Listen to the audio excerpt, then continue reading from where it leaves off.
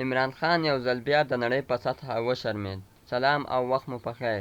د ویډیو له شریکېدو وړاندې که مو زموږ چینل نه وي سبسکرایب کړی، زموږ چینل سبسکرایب او په خوا کې ورسره د ګونګري نشان ووهئ ترڅو زموږ د راتلونکو ویډیوګانو په باره کې خبر درکړل شي. د کرکټ لوبې پخوانی لوبغاړی او د پاکستان اوسنی لومړی وزیر یو ځل بیا د شانګهای په کانفرانس کې د ډیپلوماتیک اصولو خلاف عمل کړی. د پاکستان لومړی وزیر عمران خان چې د شانګهای ښار په کانفرانس کې ګډون کړی و، یو ځل بیا د مجالسو د آدابو د نه مراعت له امله له سختو نیوکو سره مخامخ. د ایروپ تر اصولو باید د هر هیواد مشر د غړو هیوادونو مشرانو د راتګ په وخت کې باید ټول ودرېږي، خو د پاکستان لومړی وزیر عمران خان تر اخره په خپل ځای ناست و. عمران خان دې عمل د سیاسیونو او ټولنیزو رسنیو ترمنځ ټول غبرګونونه راپارولي دي. د ډیپلوماتیکو اړیکو څخه ناخبره شخص یاد کړی دی.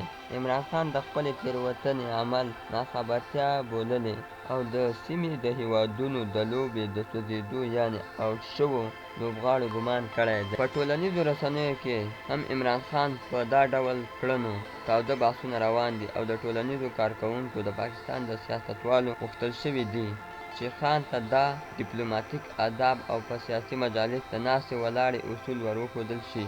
یو شمېر نور لیک خان ته خپل فکر توازن له لاسه ورکړی او په داسې حالاتو کې لومړی وزیر کېدل ښه نه دي.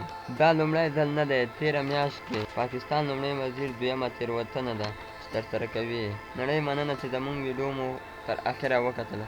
په دې هیله چې د خوښۍ سبب مو وګرځي. د لا ویډیوګانو لپاره زموږ چینل سبسکرایب